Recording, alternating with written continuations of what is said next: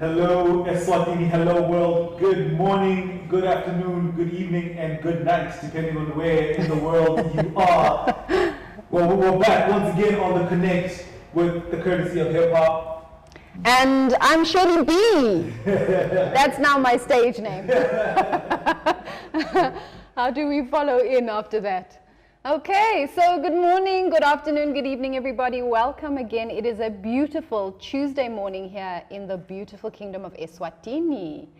As you know, we are here to talk about what's been happening in our local news, giving you an opportunity to share what's been happening in yours. And of course, our theme of the day is just to let you know and share with you a little bit more about Eswatini's response to COVID. And as you know, we're often never alone in the room, right? Never. We are always blessed to have beautiful people that join us. And today we'd like to welcome Mnisi and Sihle Mzileni. Thank you very much for joining us, gentlemen. You're welcome. So we'll be talking to you a little bit later really about what it is when we say Eswatini's response to COVID. But I hope you won't mind joining us just as we work through some of the topics or themes of the day that we've been following in our local media, or online. Yeah, absolutely. But Shirley, maybe before we get into that, because this has been like a rising concern, like even before in the previous episodes, is the fact that we are sitting here, but we're not masked. So in between us, you might not be able to see it. We've got these glass barriers. You know, these are like perspex glass barriers. So they do the same function as the mask, just in terms of keeping what's this side, and what's that side. But obviously, because we are on a show, we need to be audible, and we still need to be able to get to you. So rest assured, we are following all the precautions. The place has been disinfected. We have sanitized. We have done just about anything that we need to do to take precaution. But yeah, thank you very much. And I think it's just to say to everybody out there, it's important that we keep each other accountable. So thank you for just reminding us, hey guys, are you keeping to the guidelines? I think what's important is we want to lead by example, right? And not just simply say, but not do. So thank you for reminding us. And I think we'll be talking about where you can get these screens, because I think this is sort of the future, right? Yeah, a lot of talk shows have been doing this. I don't know if you've been down to the local supermarkets. They now have screens at the tills. The cashiers are being protected. So I think a lot of people will be interested in putting this in our spaces. Okay, so as you know, we always want to hear from you. And today in the room, we'd like to say hello, Sanbonani. We've got Martin saying coffee anyone. Martin, we hooked up. Thank you very much. There we go. Thank you. We've got Calvin, Marisa. We've got Bridget, Melody. Okay, so thank you. Welcome into the room with us. Please remember that we are on Facebook, we are on YouTube, and we are live to Instagram. So you can follow us on any of those platforms, whichever you prefer. And just keep the conversation going. Let us know what you're thinking. And obviously you'll have an opportunity to ask these gentlemen any questions as we work through this idea of what exactly is happening in Eswatini when we speak COVID response. Okay. Absolutely. We're just like sorting out a little bit of technicalities, because technical things will always be technical. All right. This is a beautiful morning out here in the Kingdom of Eswatini. Welcome to everybody that is joining us from wherever you are in the world. We do invite questions, comments, queries around the topic that we're discussing today. We're specifically zoning into Eswatini's response to COVID-19, but wherever you are in the world, please share with us what are you doing personally, or maybe your community, or maybe your government that is working or that is effective. That takes us to our quote of the day, and our quote of the day simply says, "The hands that make mistakes belong to those who work." Okay, hold on. We need to hear that again. You need to let it sink in a little bit. The hands that make mistakes belong to those who work.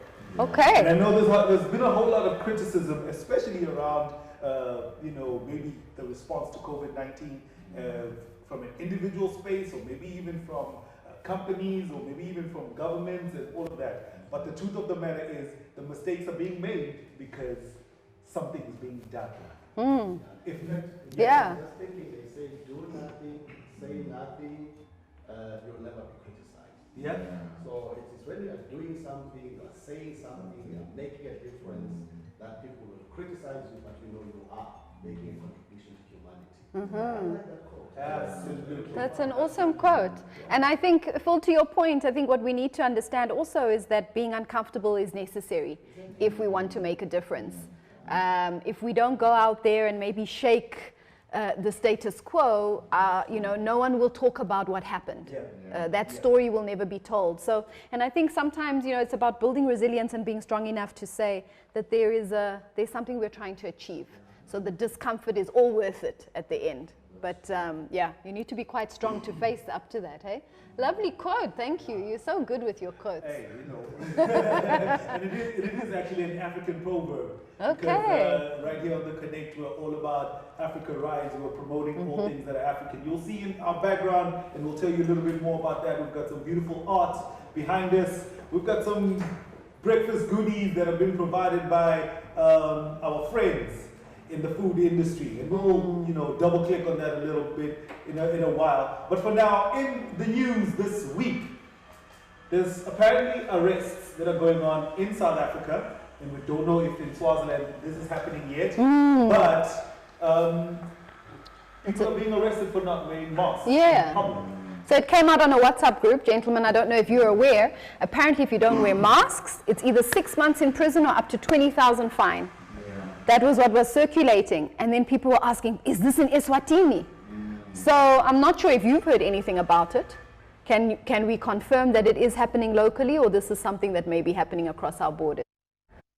Maybe if I can come in there, we might not be aware of the sentences that are being passed in South Africa, but we do advocate for the sentences to have that deterrent effect, because not wearing a mask, basically, it is defiance in itself, and you risk spreading the COVID virus to others. So basically, we are thankful to the law enforcing agencies for doing a good job, particularly in Eswatini. Yes, thank you. But I must say that, well, of course, I saw that in South Africa.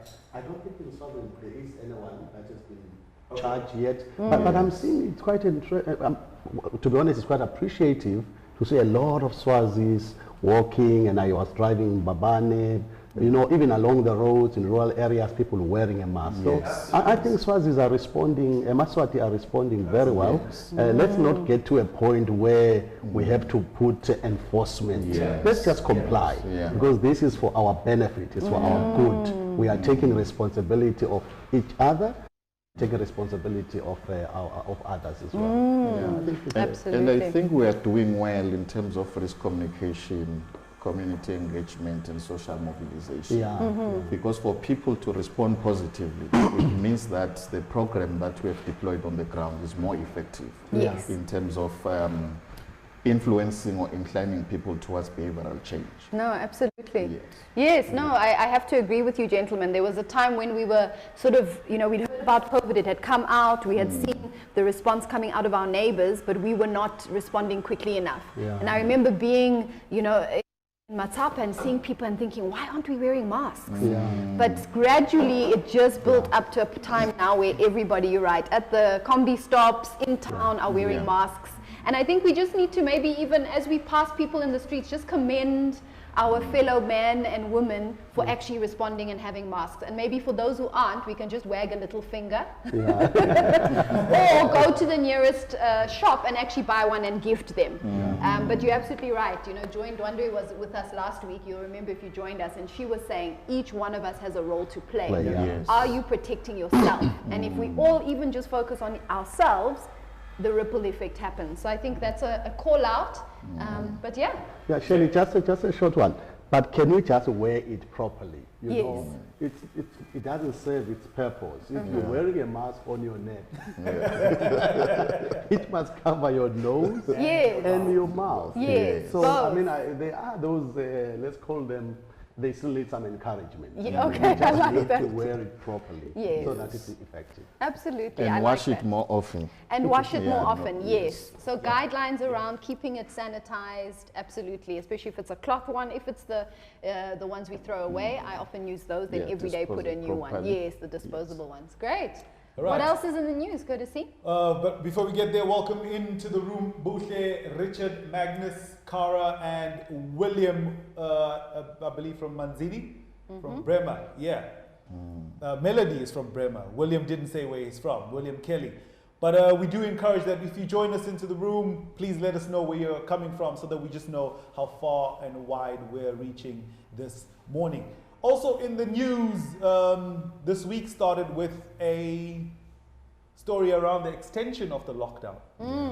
So, you know, there's some confusion around that. Yeah. Many of us are thinking that the lockdown is extended by a month. That's true. Gentlemen, what are you understanding by this news? Yeah, Shirley, what has actually happened is that government preferred an extension on the declaration of the national emergency. Okay. Whilst the partial lockdown was one of the core measures or non-pharmaceutical interventions that were enforced by government so that we can regulate and restrict movements as well as impose certain restrictions or prohibitions. So basically, the partial lockdown is one of the measures, such as this social distancing that now we are observing. And partial lockdown actually was meant to buy some enough time for government to upgrade the healthcare system so that in an event we are having a surge of cases, we can be in a position to manage them. So basically the extension, it's with regard to the state of emergency. We can go even a little further to explain to us, disaster risk management practitioners, there is a difference between a disaster and an emergency. Okay. Yes, an emergency, we are dealing with a particular situation that has emerged. Actually, we are mitigating the risk. But when it comes to a disaster, you mitigate the impacts. It's something that has already now overwhelmed that particular capacity of a government, and then that government will require some external support. So basically, whenever we frame a situation as a disaster, we establish the capacity to cope of all social as well as economic systems of that country. Right. Yes. Wow, that's very interesting. Hey, we learn something every day. So if you're logging on, I think that was Yeah. very interesting just to understand the difference Yeah. between emergency and disaster. Yes. Okay, from the impact space and what it is we're actually mitigating. And Sihle will be with us obviously through this session to tell us a little bit more about what that looks and feels like on the ground, Sihle. Yes. And also obviously to answer your questions. So please do send them in and we'll make sure to go through them, and whatever we don't answer on this platform, we will make sure to do so even once the episode is finished airing. Yeah. Absolutely. What else is in news? Speaking of we do have already a comment by William Tiger Kelly who says more effort is needed to sensitize people emakaya. Heard someone the other day saying "Sheshisa ubuye utongbolega." This is with reference to the masks. So I think we just need to overemphasize the fact that your mask is your mask alone. It's not to be shared. It's not to be borrowed under any circumstances. You would rather ask somebody else to run the errands for you rather than you wait for them to come back so that they can borrow you the mask. That one is a definite no-no. But maybe what sort of like measures have been put in place in terms of just like actually the training around the masks? I mean, we'll almost always compare the COVID crisis to the HIV crisis. Till this day, they're still training on how to use a condom. So many years later, and the mask almost plays the same role. So what sort of like measures have been put into place, if you guys maybe are aware of anything like of that nature? Okay, no, thank you very much. But may I recognize Nana has joined us. Okay. Actually, she's the Eswatini Gem. She used to be the deputy director of the former Department of Disaster Management. Okay, welcome, and Nana. now she works for the SADC Disaster Risk Reduction Unit. Okay. Yes, as a liaison officer, and she's Swazi. Okay. You know. Welcome, Welcome, Nana. Yeah, that's true. We are proud to have her on board. Okay, maybe just to highlight some few things with regards to the capacity building program that is being led by the Ministry of Health, because COVID has a health face. All right. Since All right. it's a pandemic and we classify it as epidemiological hazard to us, because it's not a disaster if it does not interact with a vulnerable element, but we can explain that maybe in another session.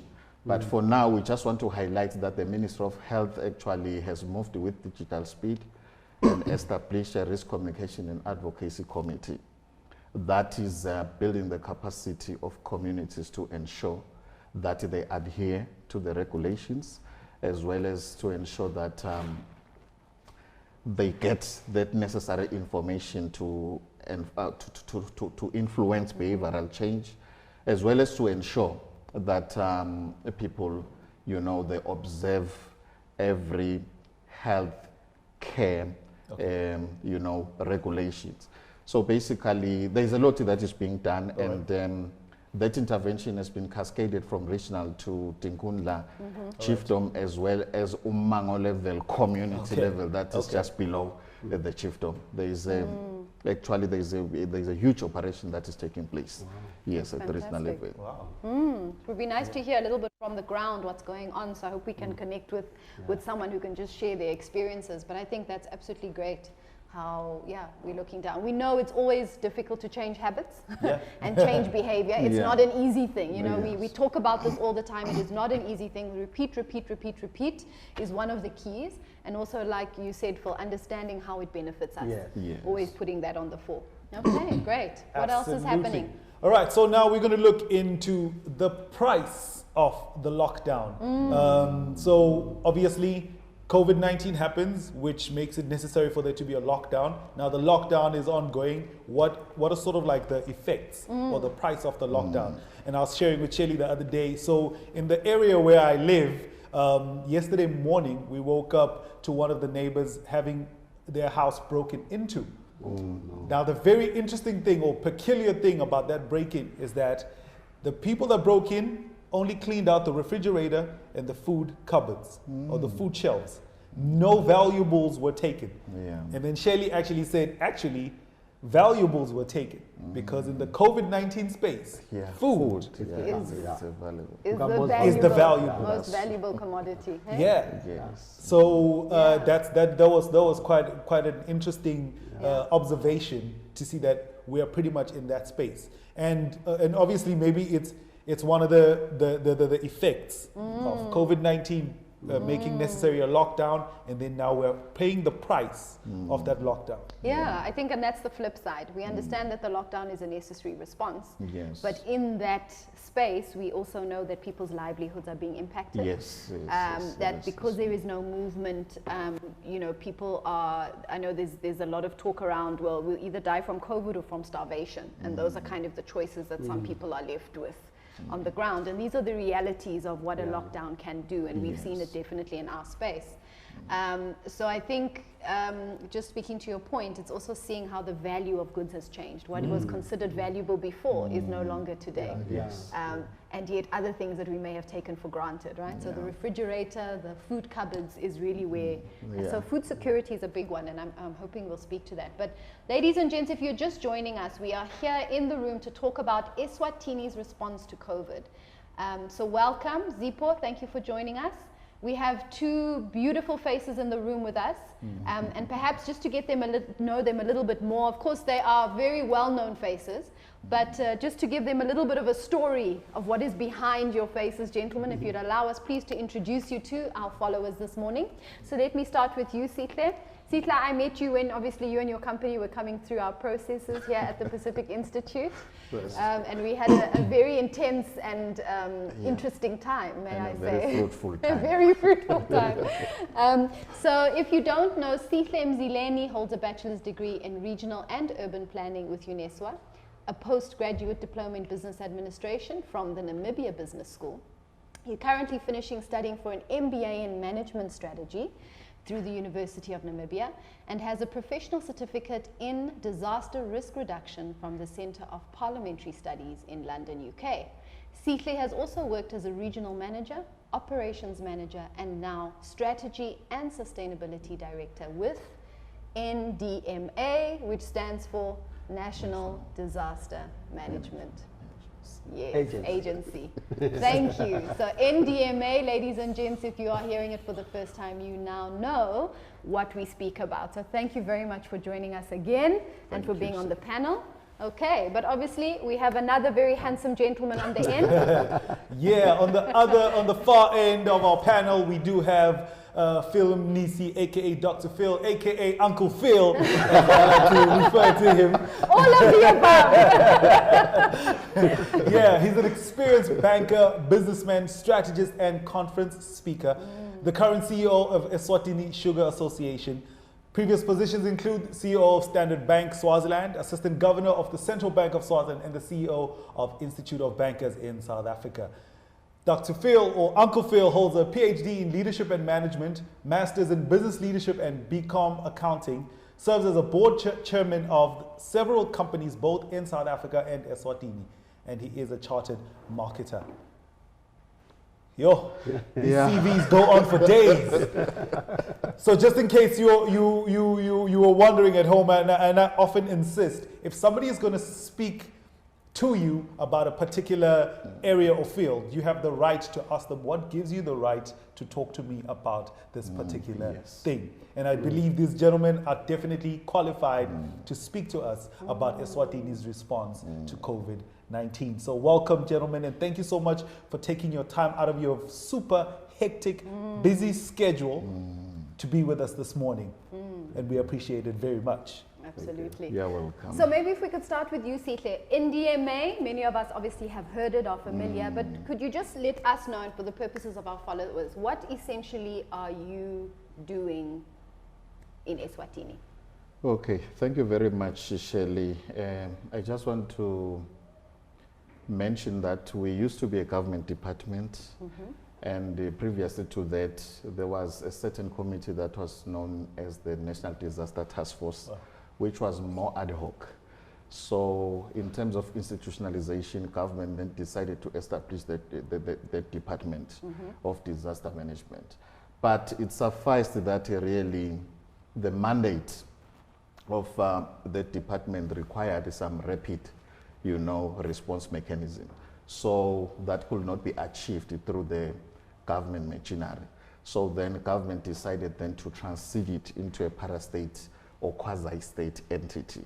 So that is what we are now. We are a principal agency responsible for coordinating the overall disaster risk management function in Eswatini. Okay. Yes, we are coordinating all forms of responses as they cascade from primary level to secondary level as well as tertiary level. Okay. And we are responsible for deploying a risk mitigation strategy for the country, because before a situation degenerates into a disaster, there are inherent risks as well as residual risks that can then degenerate into a disaster. So basically 98% of our time we spend on delivering that program, then 2% is when we are now responding. Now COVID has come into the country, then now we have structured some systems and mechanisms to deal with COVID. Working with the government agencies, because we do not reinvent government. Yes. Actually, we work with the government entities, we work with the civil society organizations, the UN system, even the private sector, the business community. They've really come on board. We've established what we call a sector-wide approach, where each sector is being led by the relevant government ministry that is responsible for that development theme. Like in agriculture and food security, is the Minister of Agriculture responsible for that development theme within government. Then it's co-led by a UN agency that is responsible for agriculture, which is FAO. Okay. Then all other entities now responsible or having a component of driving the development agenda in the agricultural space, they then form part of the membership. So what we do, we coordinate that things are being done at sector level, not really that we do things on behalf of the sector. So that's the clarification that maybe we can put to the forefront. Right, so Yes. very important work that you're doing. And I think what's very important is obviously to understand that something like COVID requires a multi-pronged approach and a multi-sectorial Yes. approach. Yes. And I think that's kind of the thinking, you know, not always looking that government must be the entity to Yes. solve the problem, but that we all need to lean in our different sectors to help out. Phil, coming over to you, that's very important in the work you're doing. So obviously NDMA has been around for a long time, but you're heading up a kind of a resource mobilization initiative that is quite new and very specific to COVID. Would you like to tell us what you're doing? Well, thank you very much, Shirley and TK. First of all, we would like to express gratitude, appreciation for the confidence expressed by, let's say, government, especially His Majesty, for entrusting this committee which I'm chairing. Yeah. It constitutes of lots of senior executives from the private sector, and of course members of NDMA, UN have been quickly put together. How this committee came about, and that's the crucial point. Yeah. It was working with government, assisting for the preparation and organizing one of the, I want to call it an epitome of where the country celebrates the birthday of His Majesty. So this committee was private sector led, working, mobilizing resources. But in the wisdom of His Majesty, and I was chairing it, it's a committee of about 13 CEOs working with government, as I've said, and the Minister of Home Affairs.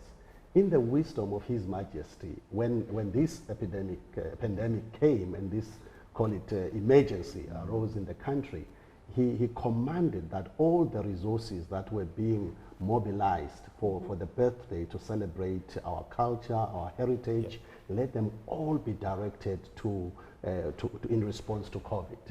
And he commanded that we work and support and assist NDMA. And that's basically where we drew our mandate.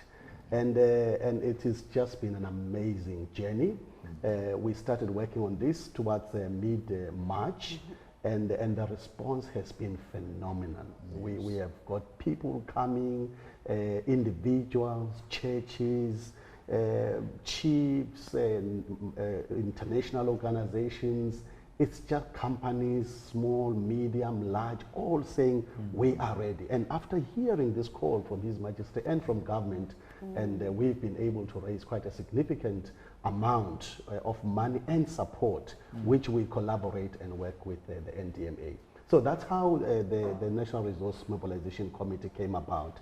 It is not at this point in time an institutionalized committee, because all the functions of running disaster and an emergency are embedded in the NDMA.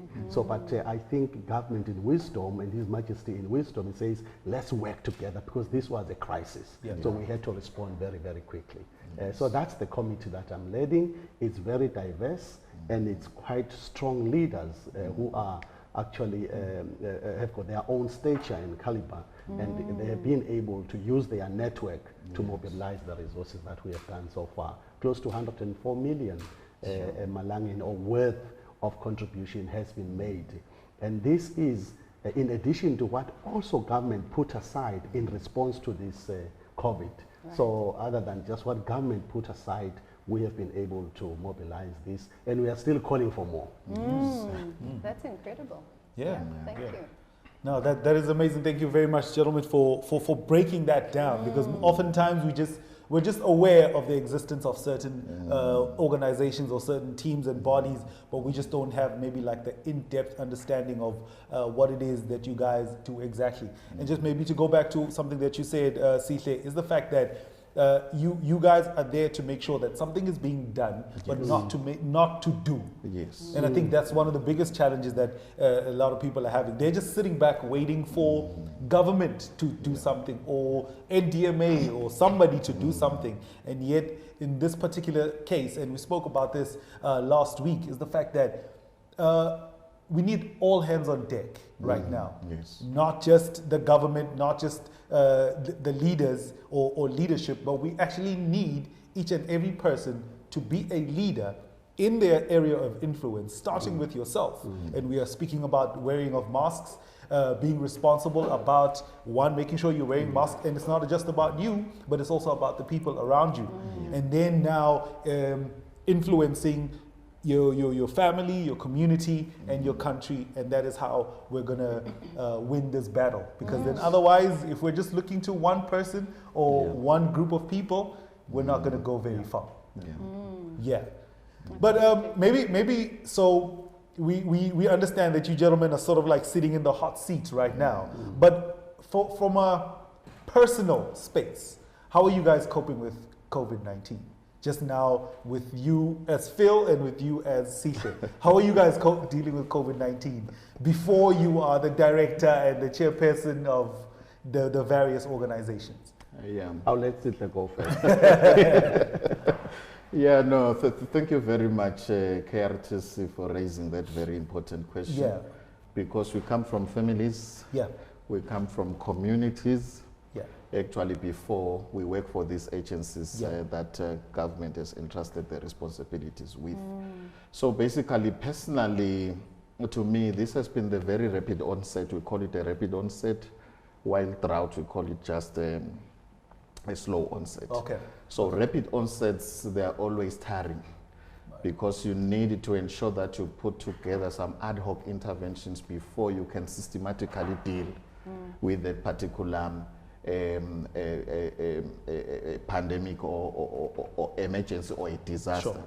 So basically doing things and trying to achieve outputs and outcomes within a short space of time, it exerts too much pressure on you as a person. But because we are practitioners in this field, we've been trained, we do understand that if it is not us who are putting the effort, who can do that for our country. So basically that is why we apply ourselves even beyond the reasonable ability to ensure that all systems they are running in good accord so that you can contain the spread of the COVID pandemic. All right. Thanks. Yeah, I would say, one could easily say this is a government responsibility. Why bother if you are in the private sector? And I am from private sector. I think the way I have taken it is that this is the time to be counted. This is the time to stand up and respond and support the nation. This is the time that we must all play our part in our small way. An ocean is not made out of a flood. It's made out of a single drop. So as you make that drop, everybody makes that drop. Eventually an ocean is made or a flood is made. So I have taken a view that I am currently the CEO of Eswatini sugar industry. I have got a lot of responsibilities. But over and above this, I need to respond when my country calls. I need to respond, support government. We are working now on the economic recovery. We are working in talking to people, encouraging people. So whilst one is a professional in his own right, he has to make a contribution to the nation. So I think that's the stand that I have taken. And at the same time, I have a family. I still have to encourage my family. I have got children that are locked down. My son is sitting at home. My daughter cannot go to work. She's working online. You have to provide that infrastructure, that support at home. You have got some little businesses that you are doing who are standstill, people that you've employed. So to be honest, this is something difficult. We now need to multitask, multi-skill, multi-think, all multiples that we have to do. So, but I think in essence, to answer your question, it's when you say it's time to make a difference. And I also want to thank you, TPI, because putting a show like this, you are also responding to our times and you are making a difference. In one or the other, through this program, you are encouraging somebody. That is not the end of the world. You are provising, you are improvising. That's the era we are living in. We can't fold our arms and say things will happen on their own. We must cause. Yeah, that's true. That's very powerful. Dr. Phil has triggered something. I think I need to make an intervention. He often does that. Actually, the second part of him being a pastor now, actually, I've been sensing that he's just motivating us, encouraging us. So that is why quite needful at this stage. Absolutely. Basically, at National Disaster Management Agency, we've been trying to come up with a strategy of integrating business into DRR. So this partnership with the National Resource Mobilization Committee actually has given us an opportunity to ensure that we facilitate the engagement even prior to the evolution of the strategy. Okay. So basically that is one of the benefits that have been yielded by this partnership that I've recognized, because we really need business, because when you apply the Nexus approach, normally it is business that contributes to the carbon footprint. Okay. Yet at the same time, it is business that can create the difference, you know, to ensure that the carbon footprint is lowered, because we are in the era where the climate change phenomenon is now inducing a lot of disasters. So basically we need a business to go with them at every step, not particularly just to contribute towards our respective endeavors of emergency response and others, but to ensure that they pre-position systems now as businesses to reduce, you know, their contribution towards, you know, the incidences of disasters. Right. I think that's very important, Wow. this Yeah, integration very of good point. business. Both voices, government and business, have such a potential to impact people's lives Yes. at a family unit, at individual unit. Yeah. And that's a very important part of this response. So thank you for that. I'd like to bring us to the screen. There we have some questions and comments that maybe we can flight. Okay, Nana Zamini Makakula says, the price of lockdown is crucial to consider in the form of economic losses due to lockdown, but also the possible future economic contributions of people lost from lockdown or sick days from lockdown. That's true. Yeah. She's a dinosaur of DRR. I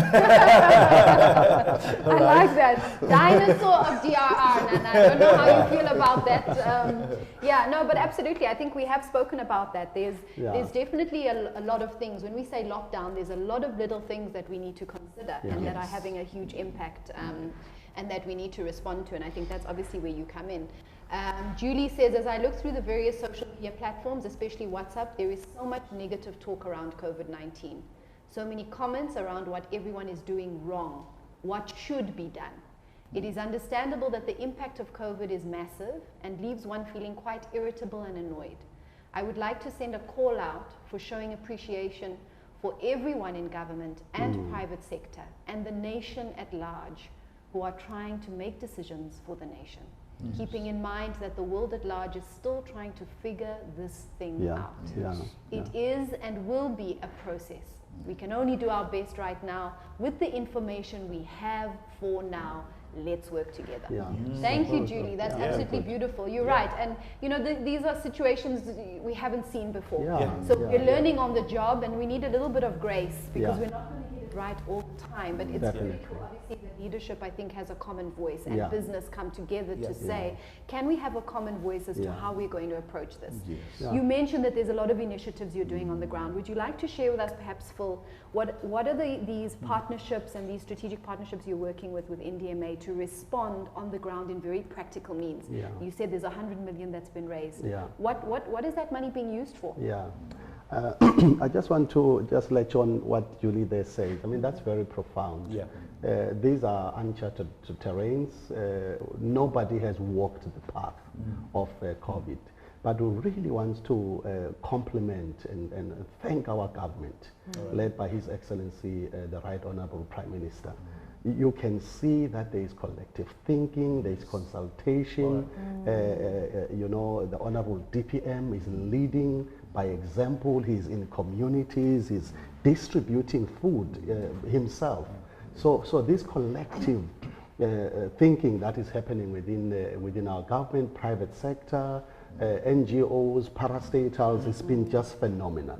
So I really commend that. And we've also heard, I mean, even the president of South Africa the other day in his State of the Nation, he was even asking for forgiveness where they've made mistakes. I mean, for a leader to ask, forgive me, it shows that, you know, we have to lead during these times with a heart, not just a mind only. Back to what we are doing, and first of all, let me just once again appreciate those individuals, the churches that have made a donation. Some have pledged cash and some have honored their pledges and they've already flown into the bank account of the response, COVID response, which is at Standard Bank. And so what we are doing so that the money, the intention is not to keep the money sitting in the bank. So as long as the cash pledges are redeemed, we wait upon NDMA to say there is a need there. Then we disperse the funds, we buy those goods and services that are required, because there is a priority list that NDMA has. So we are not shooting in the dark. They've given us and said, you know, the PPEs are important, beds, sanitizers, there were number, and the priorities change. As people are donating, the focus shift in a particular direction. So we have seen those funds flowing in, and I just want to thank each and every Eswati on all corners of this country who have come. And by the way, we are meeting again tomorrow at 11 o'clock. So anybody who would like to make the contribution, please do come.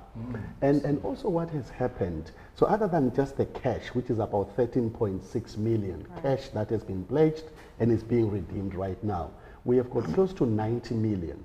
This 90 million came through pledges by the UN. I think about 45 million of that came from the UN. That's not cash. But that's when they will go out and support, work with NDMA, do capacity building and do stuff, but all related to COVID. We had the Taiwanese government embassy donating about 10 million, and we have already seen that contribution. It has come, doctors are already here, and we have got business Eswatini who have mobilized resources as well through a private sector, and they've come and donated quite a substantial amount and buying goods and services. And there's another additional donation, which I'm sure Sihle will talk about, where one of our entrepreneurs in the country is going to be donating in monetary term food support to communities worth close to 40 million or so. And that is outside the 90 million that I'm talking about.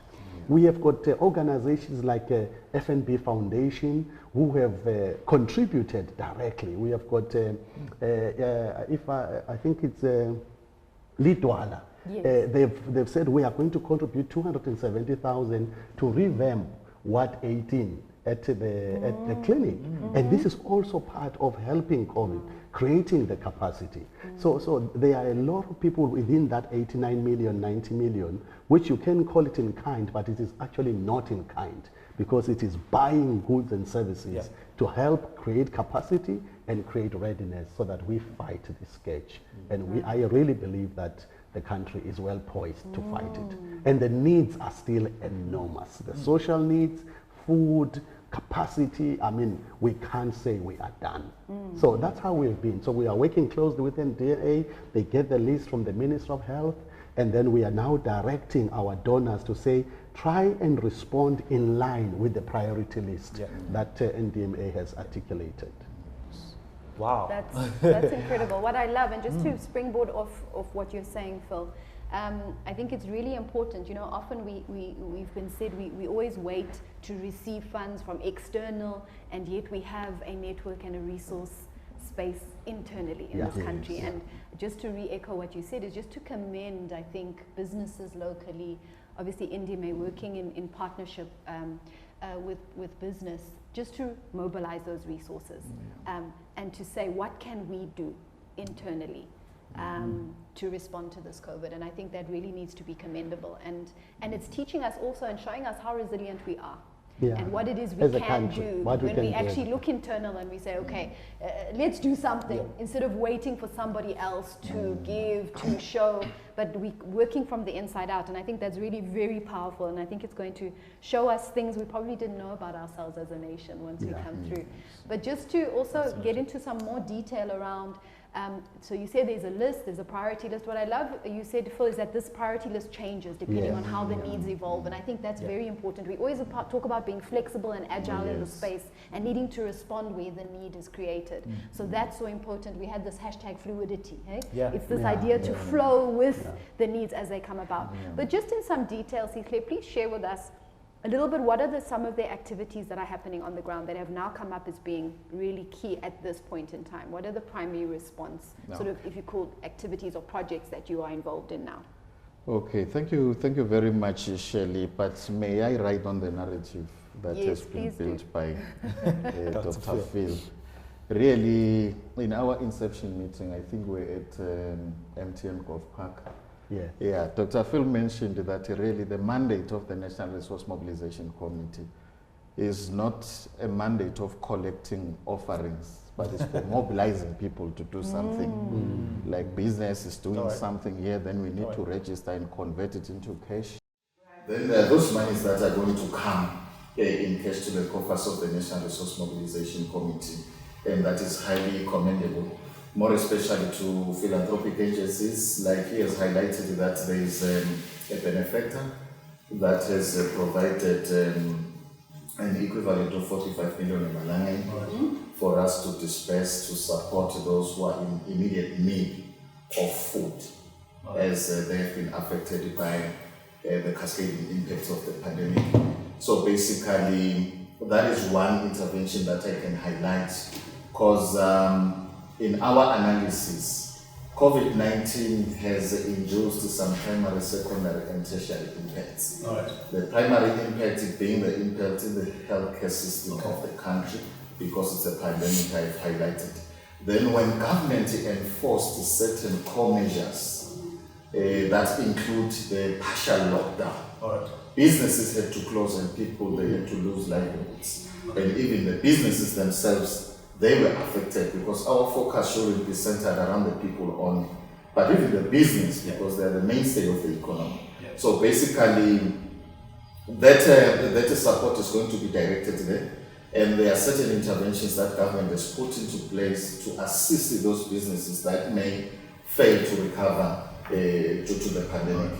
So basically, that is being administered by the relevant ministries, like I've said when I highlighted that we operate within the sector-wide approach. But a larger need is in the healthcare system. COVID-19 affected the social as well as the economic systems. Social systems is the healthcare, it's education, and others. Then the economic space, we understand that it's business. So basically we say those impacts, they then cascaded due to the enforcement of the partial lockdown from the healthcare system. That is no longer now the only focus, but even the other, sectors have already been affected. And one of the interventions of reducing the spread of COVID-19 is to promote hand washing hygiene. They call it hygiene promotion. As well as to promote what they call the coughing etiquette. I love to apply their language. Exactly. So those interventions, they require that we ensure that households, they have enough water. So the water sanitation and hygiene has since been recorded as a secondary impact. And the social protection aspects, where we need to support people with food, it's also a secondary impact. And the disruption of transport systems and other systems, it's a tertiary impact to us, because it does not affect people directly, but So basically we are dealing with those three-tiered or three-layered impacts. So we have converged the sectors to sit down, make some assessments, then develop sector-specific emergency response and early recovery plans. And we have already done so, because we apply what we call anticipatory planning or focus-based planning. How long do we anticipate that we are going to be dealing with the impacts? So in our projections, we identified that it might be from 1 year to 5 years. Yes. Yeah. So basically that plan alone then informed the corresponding budget requirement, and currently it stands at 5.47 billion. Yes, for the whole 5 years. So when Dr. Phil highlighted that the National Resource Mobilization Committee has already raised 30 million, and there are other monies, and 103 million, so to say, and 30 million in cash, you can then see and have an appreciation of how much the gap is. And another thing that I wish to highlight is that when we are dealing with disasters, the resource requirements actually they escalate almost daily, if it not weekly. And we might be having some funding gaps even in the long run. While now we have observed that really we haven't sufficiently, generated what was enough to implement the emergency and short-term interventions. So basically, it highlights the need, it highlights how much effort we need to put in terms of mobilizing for more support, and it highlights the need for us to ensure that we apply innovation, to ensure that we achieve more with the little. That is why we've been requesting government that we need to ensure that we provide the food support using what we call cash-based transfer programming. Not to disperse the food itself, but to disperse cash, because it enables us to reach more with little.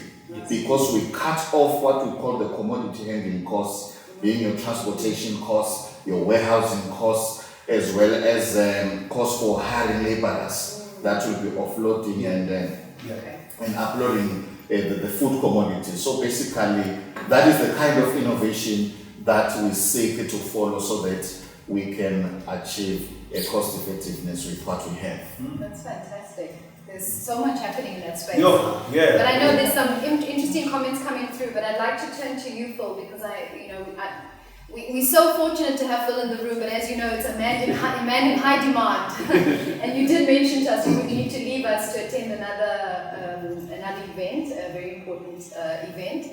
But before you go, Phil, I think it's just to say, based on what we've heard from Sihle, in your position as chairing this very important National Resource Mobilization Committee, what are some of the things that you would just like to share with our followers before you leave the panel? Obviously, we will continue to answer some of these questions with Sihle, but what would you like to leave with us before you leave the session?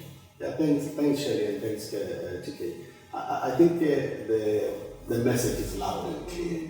From Sihle, from NDMA, if we are talking about 5.3 billion in the next 5 years, that's a total. So, but as I say, we need to move in baby steps. A journey of 1,000 miles, begin with one step at a time. Yes, sir. So, for me, it's wisdom by His Majesty to say, let the National Resource Mobilization work with NDA, kickstart this process. So I think that's it's noble, it's appreciated, and thank you to all Eswatini. I want to repeat that for responding companies as people have responded. But the need is still enormous. What I also like, which what I think Sihle also mentioned, is that NDMA, this is not a hit and run. I think institutionalizing the resource mobilization within NDMA is strategic, and I know that's part of their strategy. So, and then I know government has backed this, and we are not talking about just mobilizing locally. This will require even borrowing external funding to support in times of disaster, in times of risk that we are facing. So I think the work that we are doing as a committee, I would like to thank my colleagues that are part of this team for their efforts, their commitment, and the sacrifice that they are making and the way the nation has responded. Just two things that I want to encourage. We know, being on this platform, and thank you very much, TPI, again, for giving us this platform. We can talk to the diaspora. There are many Eswatini who are all over the world. This is your country, this is your nation. It needs you. You can aggregate yourself or organize yourselves, mobilize, get in touch with myself, or get in touch with NDMA, get in touch with the Honorable DPM, or even His Excellency the Prime Minister. Everybody outside the country is encouraged. Let's do this. We will win together. And the third one, as a second one, is that they are still companies. They are friends of the country. And one of the big organizations, actually TDB, Trade Development Bank, based in Kenya, they have donated 1 million malangeni to support. And this is through networking relationships that we have with them. In fact, one of Liswati works there. And when she heard this, she mobilized it. We know her, we spoke to her, and we were able to mobilize. In fact, Sihle is leading that project and they'll be revamping boreholes. He was talking about wash and water and hygiene.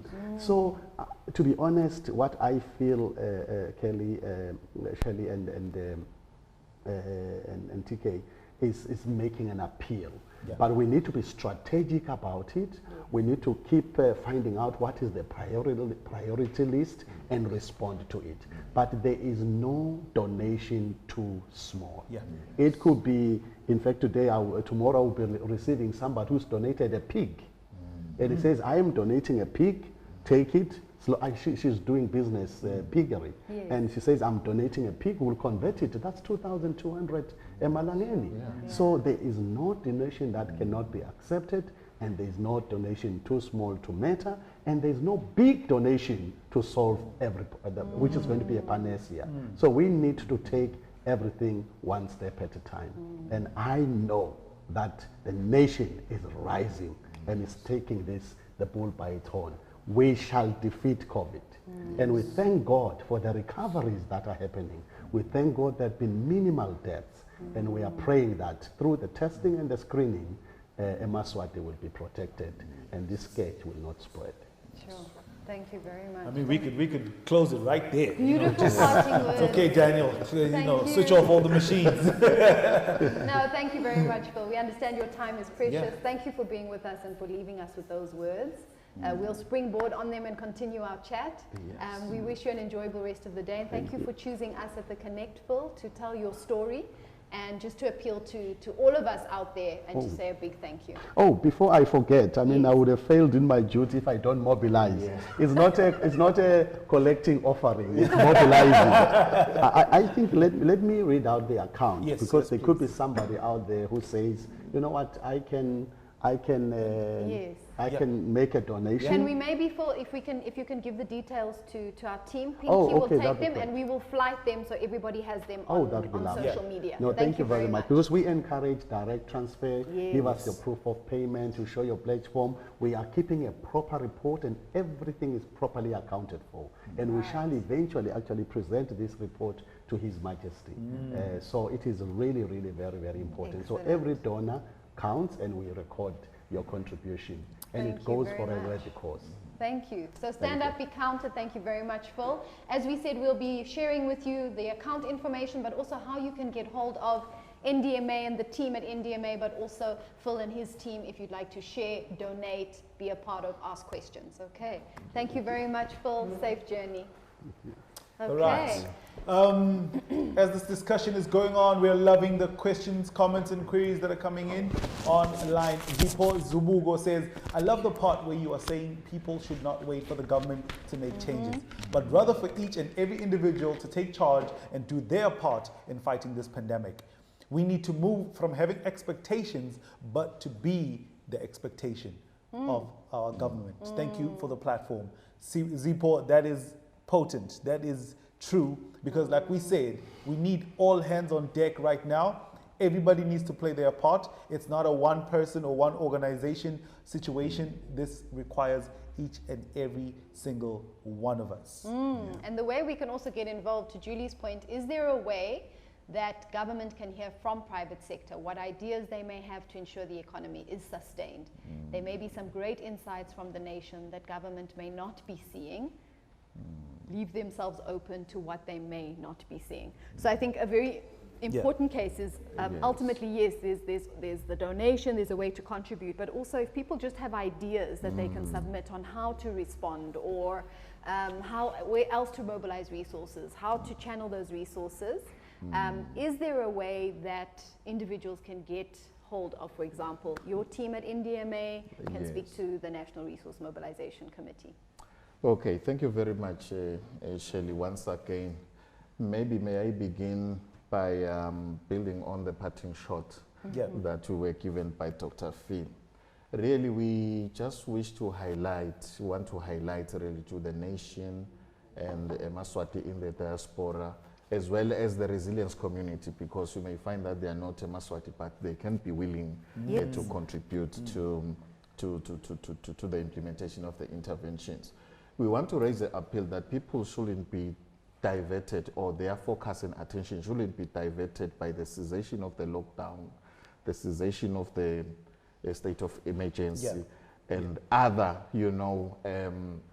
measures government that can decide to put aside during this emergency response, because we needed to arrive at a phase where we recover all systems.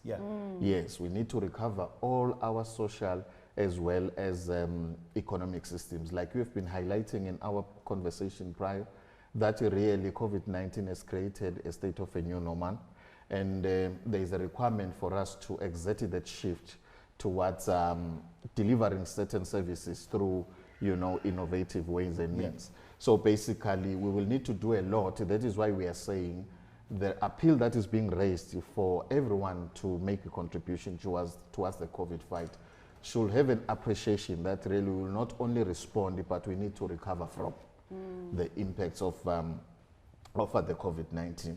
And maybe, may I highlight that the government is leading even the recovery efforts for the country. Government already has established several committees in respective sectors of the economy to establish some strategies to recover the economy, as well as to ensure that we sustain the economy even during the advent of COVID. So basically, there's something that has been done, and the composition of those properly constituted committees is that they integrate both the private sector as well as the public sector. So basically, it's the right mix as far as we are concerned, and we believe that the private sector or the business people will be given an opportunity just to make a voice towards how we can recover the economy. But that is not all per se, because as NDMA, we are available. Like we have established that really our departments are positioned in the right place to ensure that they engage, those who may be having some views that can be constructive enough to take us out of the impacts of the pandemic. So basically, we are on standby up until we have dealt with this pandemic completely. Yes. So, and definitely a long-term thing, and I think we're well aware of that, ladies and gents. It's not a band-aid approach here. We understand that this is a 5-year, it's a long-term approach, and ultimately I think the goal is to come out of it having learned lessons, but also how can we be sustainable, self-sustainable, because we know that this may not be the first or the last time we face something like this. Oh, that's so true. What can we learn that will enable us to be sustainable long-term? Yes. Sihle, if I could just ask you, and this is obviously, it's a bit of a sensitive one, but I need to ask because I think a lot of people want to know, is often when, there's a lot of money being donated, there's a lot of activity happening on the ground. What are the level of transparency that both public, private sector, people listening in, what is it that you're offering so that people will be able to track where exactly this money is going, how it's being used? So, what is the visibility on some of these activities, and how is both NDMA and the Resource Mobilization Committee going to be communicating so that everybody can see exactly what is happening and how it's happening? Okay. No, thank you very much, Shelley. I think it's the right information, the right question that we need to address. Because basically, maybe the public is of the view that we are receiving money. Yeah, it's not all money that we are receiving. But the National Resource Mobilization Committee has managed to mobilize support where business people have been supporting communities. And we took that equivalent value of that support and expressed it into monetary terms, then added it on the resources that we have mobilized. So the picture that we are sending out to the public is that this is how much that has been mobilized and is dedicated to the fight against COVID-19. But it does not mean that NDMA receives hard cash. So basically, that is the point that I wish to highlight. But what I want to mention is that the transparency level really is being guided by the national policies for finance regulation as well as procurement policies. Because when we do the procurement, we do not do the procurement as NDMA. We are not specialists in most of these pharmaceuticals and non-pharmaceuticals materials. But we are having the Ministry of Health procurement officers sitting with our supply chain management office. Then they are the ones who are giving us these lists and they prioritize them. Only what NDMA facilitates is that the orders are being placed with the companies that have been, awarded the tenders, and then that payments are done on time. With respect to the other sectors, that is how we also envisage that we are going to be doing the procurement processes. And again, we do provide updates weekly to Cabinet on how much has been received so far and how much has been dispersed and how much has been received in the form of what we call in-kind support that the business people have distributed maybe to communities, but we have to account for it because it is a construct to what we are doing. So basically, maybe if you can allow me, I can highlight the current needs that we are having. The Ministry of Health really is geared towards ensuring that the testing capacity of the country is being upgraded, as well as the testing itself for COVID-19. So there is a requirement or an urgent need for rapid testing kits, as well as an urgent need for surgical beds, because we want to increase the bed capacity so that when we experience a surge of cases, we can be in a position to isolate people and then treat them. Then again, there is an urgent need for disposable coveralls that are being used, for surgical reasons, as well as for fumigation. There is an urgent need for additional ambulances that can be deployed to the respective health facilities in the country. There is also an urgent need to support programs that are currently being implemented by the Ministry of Health that are addressing certain segments of the society, such as people living with diabetes, hypertension, and HIV/AIDS. So we need to highlight that those programs, they need to be strengthened.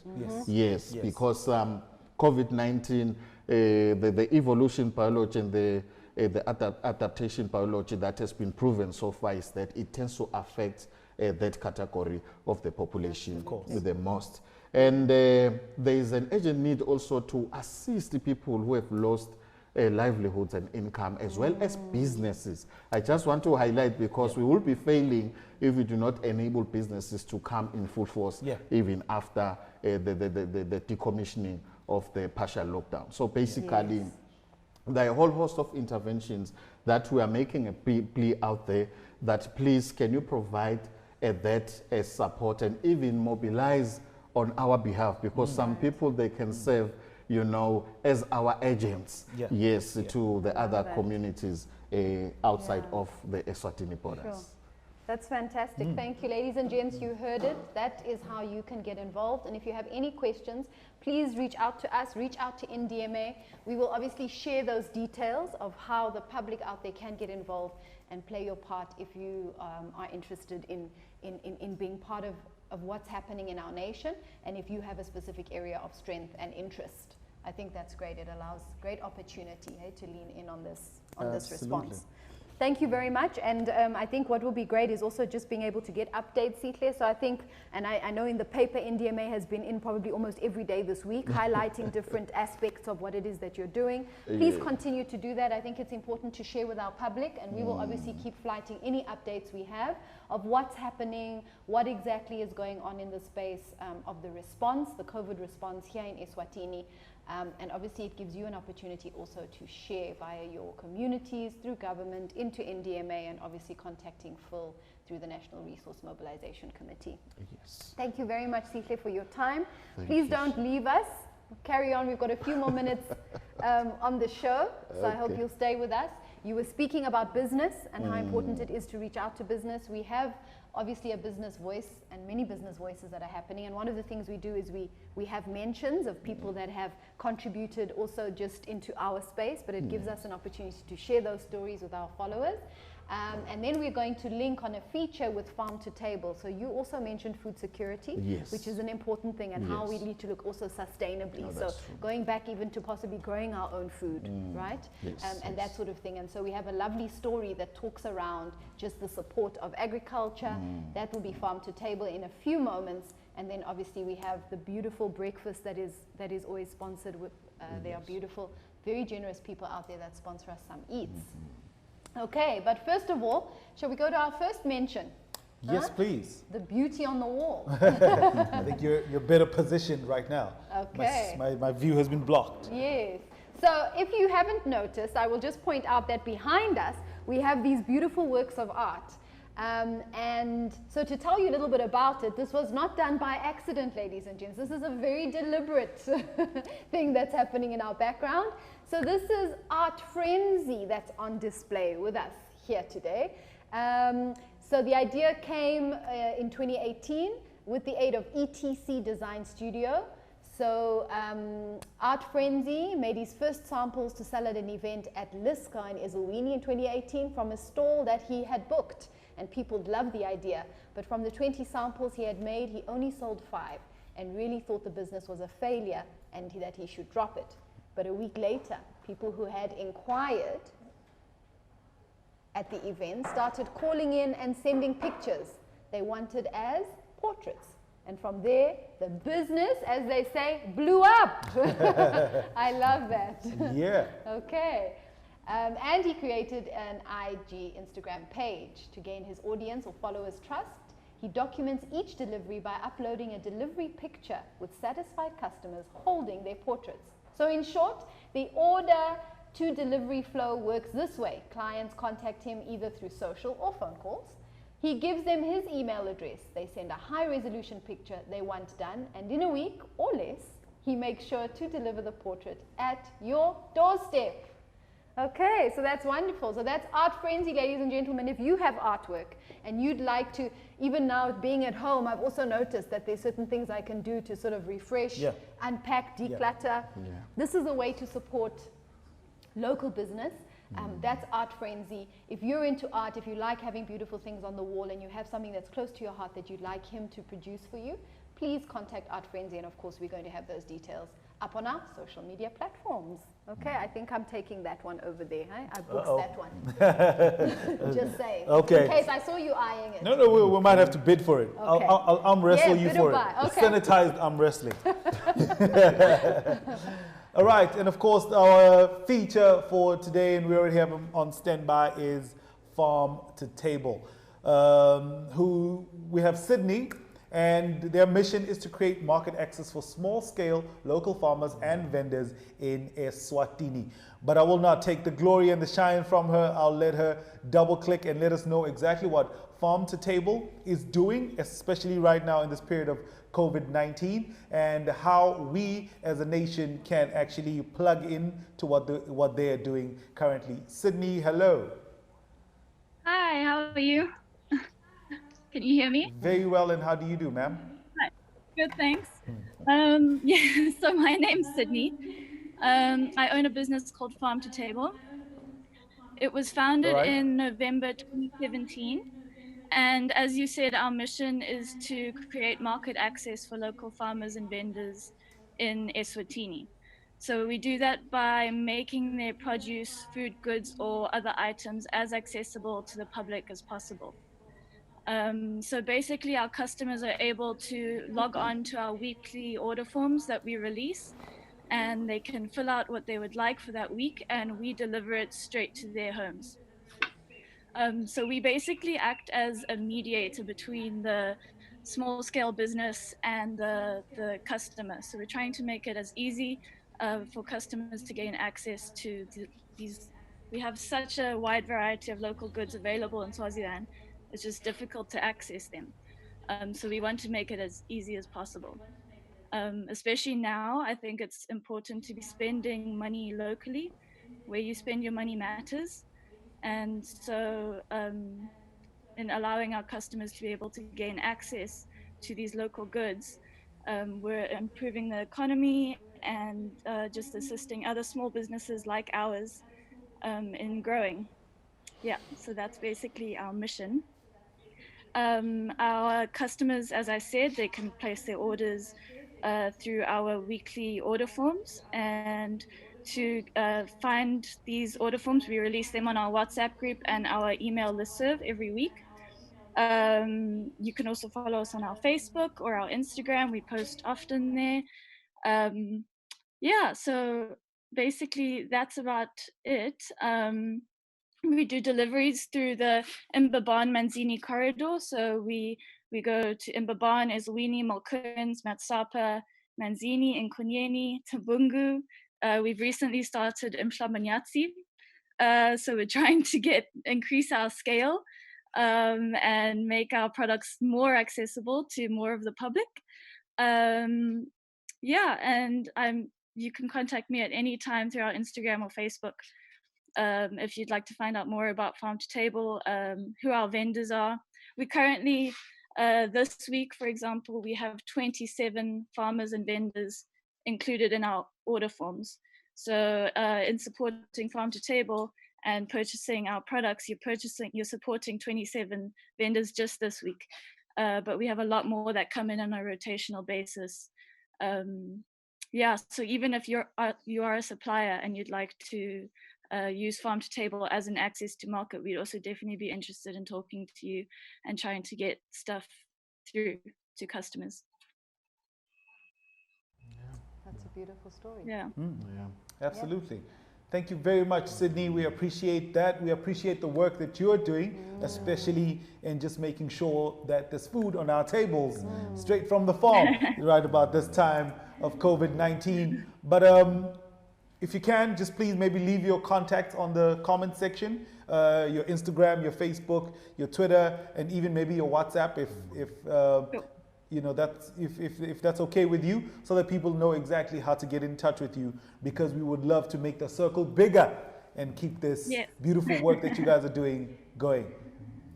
Great. All right. Thanks, Sydney. Any questions from you guys for Sydney? I know at one point, Sydney, you were looking for boxes to help with with kind of the delivery. Are you still appealing to Eswatini for those boxes?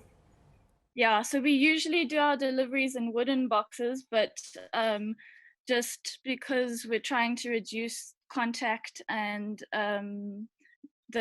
trying to limit the rotation of boxes, we're actually using cardboard boxes for the meantime. So these cardboard boxes, we disinfect them under UVC light before they go out to the customers. So we are needing more cardboard boxes to hold the produce and the goods. So if anybody has extra cardboard boxes that they would like to donate, then you can just contact me on my Facebook, Instagram, and I'll also send out my WhatsApp number as well. Yeah. Okay, super. Thanks so much, Sydney. Enjoy your day and happy deliveries this week. And I hope many more people contact you just to support your wonderful project. Yeah. Great, thanks. Maybe I can make an intervention to you. Okay. Yes. Bye, Sydney. Yeah, actually, she's supporting agricultural value chains. Yes. Yeah, it's a contribution towards reducing the risk of disasters. That's brilliant. So basically, to us, you know, it's a positive. It's a positive intervention. Oh, wow. Yes, absolutely. So just being able to record that also would be great, Yes. eh? Yeah. Yeah, absolutely. Yeah. Lovely. Great stuff. Our food partner for today, the Waffle Palace. So I don't know if you can see that as well in the background. But we get spoiled, but not only that, but we like to also mention what people are doing on the ground and how you can support other business in Eswatini. So the Waffle Palace has been our very generous breakfast sponsor today. It was founded in 2017 in Pretoria. It first started as a home-based business with door-to-door delivery. However, after customers' reaction to the product, they decided to set up their own store in Eswatini. And the Waffle Palace specializes in confection of homemade style, delectable, sweet and savory waffles. The Waffle Palace is grounded in values of love, integrity, quality, good customer service, innovation, fun, diversity, empowerment services. They're selling sweet and savory waffles with a list of toppings to choose from. There are also milkshakes, fat shakes, Oh, I just should have asked what that was. Not slim shakes, fat shakes. Hot drinks and cold drinks.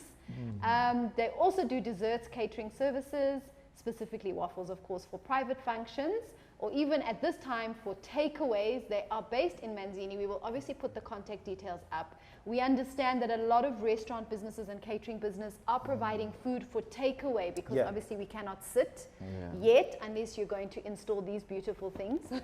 Okay, so please remember, phone your local restaurant where you used to pick up a meal. Call them, they will probably be able to cook you a meal. You're able to go and pick up and enjoy your food at home, and by so doing are continuing to keep these businesses alive. Ladies and gents, that's the way you and I can both impact on that. So if you're looking to treat yourself or someone else in your community for a special day just to say thank you, these are some of the ways. My personal shout out is also, please don't forget La Bomage at Mahlanya in your local communities that are also selling in the vegetable stores, etc. Please let's spread our buying power if we're out there still, you know, buying all these food products. Let's spread it out a little bit and see how we can really make a small impact, small difference in the lives of other people. They should be providing the slim shakes as well. You're up for a slim shake, and we should have had some of those shakes. Okay, so very sadly, that brings us to the end of our session today. Absolutely, absolutely. It's been a wonderful, wonderful Tuesday morning. Thanks, Julie says, great discussion today.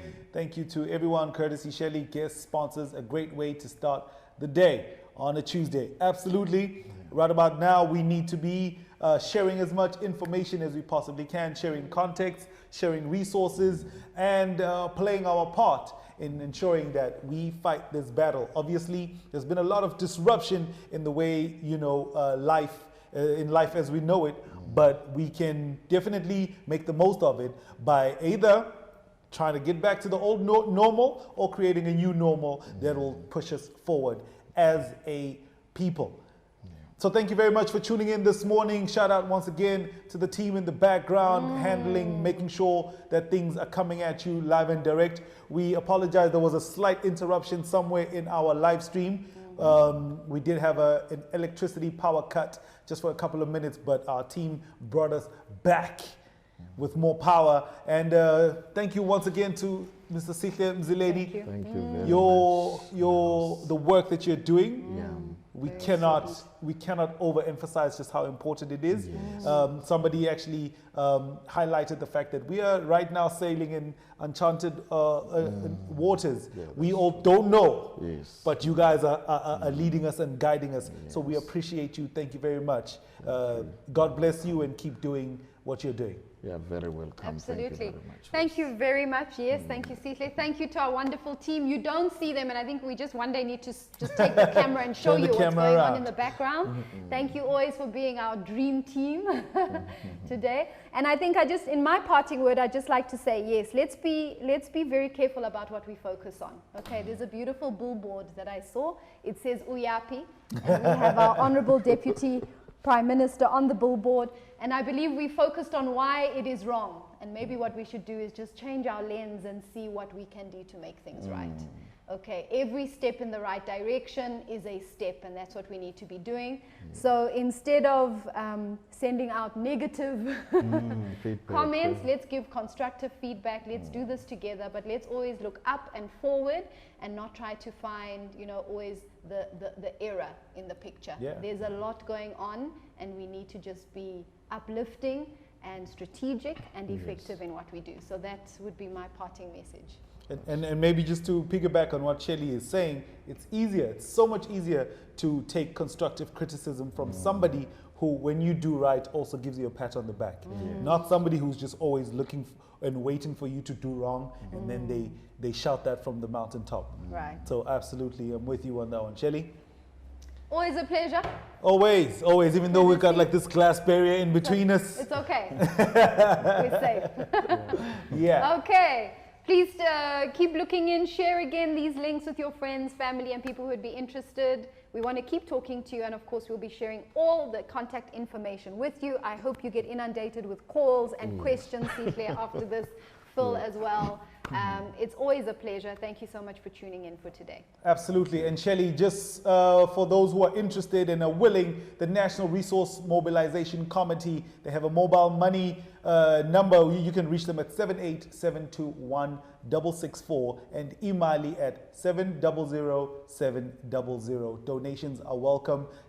Uncle Phil did say every rand, every 10 bucks, every 100 bucks, every 1,000, every million is needed right now, because there's so much that needs to be done on the ground for people individually and for businesses, and of course just for us to resuscitate or rather kickstart our economy. So thank you very much for tuning in this Tuesday morning. It's been a pleasure from me, the courtesy of Hip Hop, Shelley, and our guest, Dr. Phil and Sihle Mzileni, to the team doing wonderful things behind the scenes, to everybody all the way from Botswana. We see you, Kenya, Manzini, Mbabane, wherever it is that you tuned in from. Thank you very much. We appreciate you. Thank you. Bye-bye, everybody. Happy Tuesday. Thank you.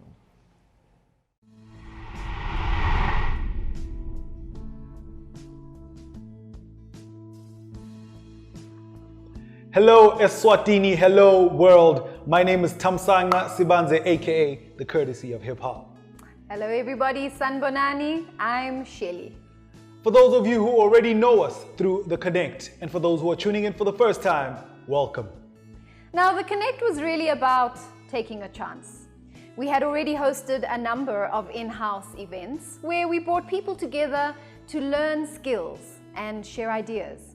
We found this hugely valuable. We always knew we wanted to continue to connect to our followers and listeners, but also to meet new people. And with everything being shut down, we thought this would be a great new way to connect. Connecting to us is not just about being able to interface. It's a whole lot more. It's about allowing us to self-discover by sharing interesting information from the cognitive and behavioral science space. Equipping ourselves with practical tools and approaches. About growing awareness, informing each other, sharing our diverse stories and experiences. Showcasing what it is that our nations have to offer, what individuals and organizations are doing on the ground, your unique impact. Now, the situation we are in has in many ways leveled the playing field, given us a chance to stop, think, and do something. To turn inwards as the outside has been closed off. An opportunity presents itself where we have a captive audience, giving us a chance to tell a story, our story. Best practice is an important outlook to have today, but often we think that best practice means copy and paste, without considering context, culture, resources, flavor, color, and texture of our unique environment. We want to be able to look into our continent and share with the world what is happening here at home. Provide solutions, share thinking and outlook from here to the world. You are invited. We call on you to support us so that we can continue connecting on our platforms. Share with us what's going on in your place in the world, the continent, and further afield. We want to exchange ideas, learn from each other, and implement to build solutions that serve us, that are by us, for us. And it's really very simple.